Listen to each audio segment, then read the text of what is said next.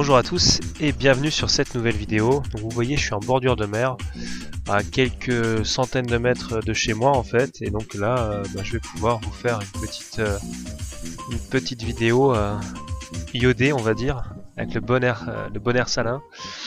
Donc je vais juste vous montrer quand même un petit peu à quel point c'est beau le paysage. Donc c'est la mer qui est juste derrière moi, enfin devant moi en fait, devant vous donc aussi, avec pas mal de soleil.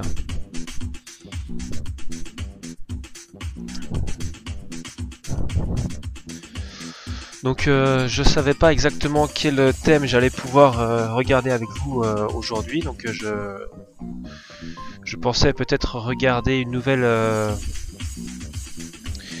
partie d'attaque, ou alors comment dire, principalement regarder quelques petites idées dans certaines ouvertures dont je devais vous entretenir, on va dire, et que j'ai pas encore eu vraiment le temps de faire. Donc c'est possible aussi que je fasse ça.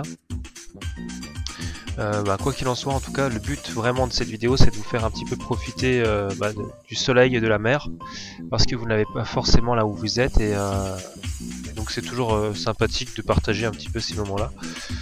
Voilà, donc je vous dis à tout de suite pour la vidéo. Nous revoilà donc pour cette vidéo. Je voulais tout simplement concilier du coup les parties d'attaque avec les ouvertures. Je vais donc vous montrer des ouvertures dans lesquelles on peut attaquer comment dire, assez rapidement. Je vais vous montrer quelques idées déjà. Donc sur E4 C5, la sicilienne, il y a des coups comme B4 par exemple qui peuvent être joués. Alors c'est pas forcément des très bons coups, mais c'est vrai que par exemple sur C prend D4, on voit qu'il y aurait tout simplement D4 ou même A3 qui pourrait être joué, qui permettrait d'avoir un centre, on le voit très fort ici. Alors A3 pourrait être joué ici avec dans l'idée que sur par exemple la prise en A3, il pourrait y avoir fou prend A3 avec, on le voit, la diagonale intéressante et qui retarderait de façon assez importante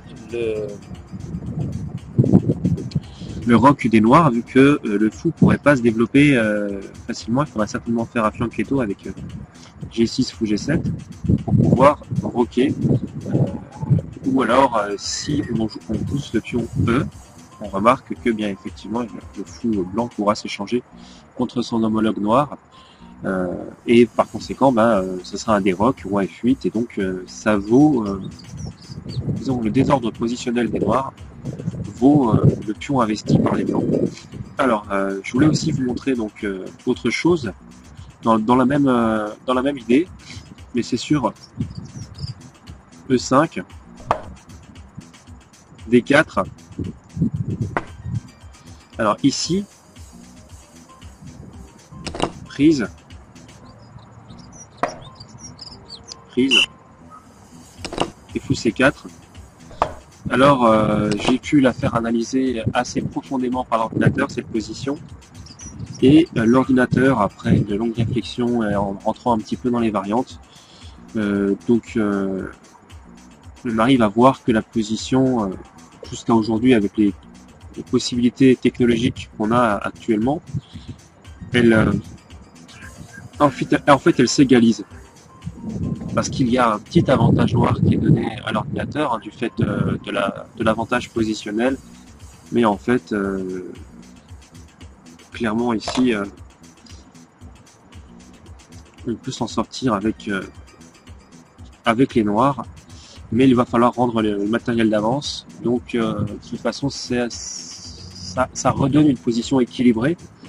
Alors après c'est extrêmement compliqué comme partie, et c'est pour ça que c'est joué, parce que vraiment les noirs, il faut vraiment qu'ils jouent très très bien la défense pour ne pas tomber dans les nombreux pièges qui peuvent être posés par les blancs. Déjà là on voit qu'il y a deux pièces développées, la paire de fous qui tape en plein sur le roc adverse, sur le futur petit roc adverse, parce qu'on ne voit pas comment on peut faire un roc ici. Donc rien que déjà ça, c'est un élément très important à prendre en compte. Pendant longtemps, on a cru que l'attaque blanche était déterminante. En fait, on n'était pas trop sûr. Mais non, l'attaque blanche n'est pas forcément déterminante ici. Alors, il y a des choses curieuses. L'ouverture a été un peu revisitée avec la machine et on voit par exemple qu'après fou B4 échecs, jusque là, on jouait cavalier C3. Mais il semblerait que cavalier D2 soit également jouable pour des raisons un peu différentes, mais avec l'optique de laisser le fou contrôler encore immédiatement après avoir joué le cavalier bien cette fameuse diagonale en A1, H8. Voilà, donc ça je pense que c'est important de le dire aussi. Donc voilà pour cette ouverture, effectivement il semblerait que ça s'égalise finalement et qu'il n'y ait pas de gain forcé ou ni pour l'un ni pour l'autre. Voilà. Donc on va revenir sur E4, 5, sur cavalier F3, cavalier C6. Je vais vous montrer un piège que j'avais peut-être déjà montré, mais que j'estime intéressant. Donc sur fou D5, il y a cavalier D4 qui est possible. Et donc je rappelle que sur cavalier D4, il y a une erreur à ne surtout pas commettre avec les blancs. Ce serait par exemple la prise en E5 qui offrirait de belles perspectives d'attaque et cette fois-ci c'est clairement gagnant. Après le coup dame G5, donc pression à la fois sur le cavalier ici en E5 et sur le pion en G2, donc double attaque. Et dans cette position, il faut savoir que le seul coup qui tient à peu près, je dis bien à peu près, ce serait fou D3 ou petit roc peut-être, parce que vous allez voir que si, comment dire, les blancs tentent de s'en sortir autrement, alors je sais d'ailleurs pas trop comment, parce que sur cavalier F3 par exemple, dame prend G2 est très fort. Si cavalier prend B4, on peut même peut-être prendre. Est-ce qu'on peut pas prendre un E4 intermédiaire? Je me suis en train de me demander. Non, on peut pas. Il y a dame E2 et la dame est clouée. Et si dame prend, voilà, dame E2 et il y a le clouage ici, donc c'est pas possible. Donc dame prend H1 tout de suite. Roi E2 est forcé. Dame prend E4. Ah non, il y avait fou F1, pardon, excusez-moi. Je vois pas très bien, l'ordinateur est en mode batterie et il n'y a pas beaucoup de lumière. Fou F1, donc effectivement ici on s'en sort puisque dame prend E4 avec dame E2 ou cavalier E2 même. Et les noirs ont effectivement un bon avantage, un avantage gagnant, un avantage décisif, mais il va rester quand même à gagner la partie derrière. Dame 2 est meilleur pour changer de place, etc. Donc voilà, ça a été montré. Donc surtout pas jouer comme ça. Il faut jouer cavalier prend D4. Et alors là, c'est vrai qu'on le dit assez rarement pour jouer ce type d'ouverture. Je suis désolé, il y a beaucoup de vent. Donc nouvelle variante. Alors, sur cavalier prend D4, puis on prend forcément. Et alors comment est-ce qu'on exploite cette position avec les blancs? Alors C3 ça peut être joué, C3 ça peut être joué. Personnellement je pense qu'il faut laisser les pions, il ne faut pas l'attaquer tout de suite, c'est une faiblesse noire, c'est des pions doublés, donc ce serait dommage je pense de les changer. Je pense que le plus intéressant c'est de faire comme s'il n'était pas là, c'est-à-dire de faire petit roc, de jouer, par exemple de revenir avec le fou en C4 pour empêcher la poussée qui pourrait avoir lieu en D5, qui pourrait donc échanger les pions doublés et avoir un contrôle suffisant du pion D4 avec la dame en D8. Donc je pense voilà que des plans normaux ce serait par exemple petit roc ici, peut-être C6 ou je ne sais pas trop, peut-être fou E7 tout simplement, fou E7 je pense, ça peut ne pas être mal. Ou fou C5 encore, oui c'est peut-être même une idée intéressante, fou C5 pour protéger le pion. Mais il y aurait, alors attention c'est stratégique, attention, il y aurait peut-être B4. Voilà, c'est toutes des idées d'attaque comme ça que j'ai envie de vous montrer. Pas forcément parce que c'est gagnant, mais parce que ça vous montre comment jouer d'une autre manière finalement. Et donc ça vous montre des coups d'attaque un peu différents que peut-être de ce que vous avez l'habitude de voir. Donc sur B4, alors que se passerait-il sur fou prend B4?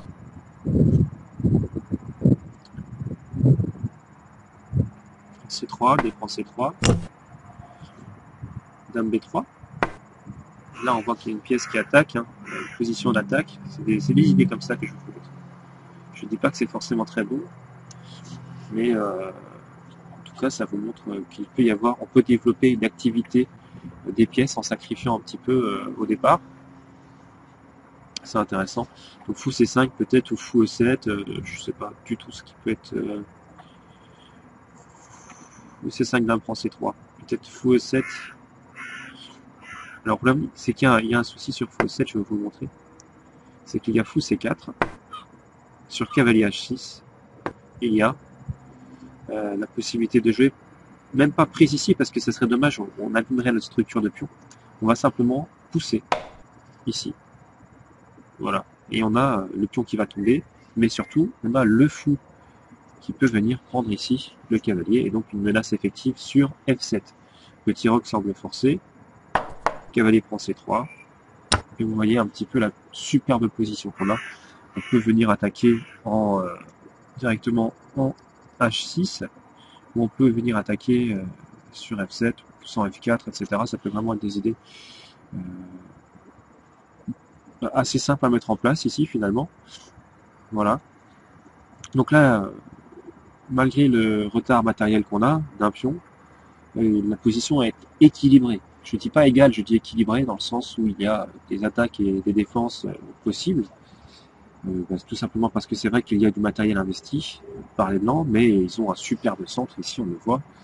Ils ont un avantage de développement énorme, des pièces qui sont actives sur les bonnes cases, alors que les noirs ils sont plutôt en retard de développement. Et donc finalement au niveau de l'espace, plutôt, allez, on va dire deux rangées, peut-être 3 rangées sous contrôle, alors que les blancs ils ont facilement 5 rangées, hein. Ici on le voit, il y a cette coupure ici, hein, on le voit, les blancs contrôlent parfaitement, et en plus les cases centrales sont vraiment très très bien contrôlées. Alors il va falloir que les noirs essaient de contre-attaquer ça en jouant C6 ou D6, etc. En essayant d'avoir des plans pour réactiver les pièces et pour reprendre de l'espace. Mais ça ne va pas être facile dans cette position. Voilà. Donc je pense que cette vidéo arrive à sa fin. J'espère qu'elle vous a plu. Quant à moi, je vous dis à très très bientôt pour de nouvelles vidéos. Portez-vous bien et je vous souhaite de rapides progrès.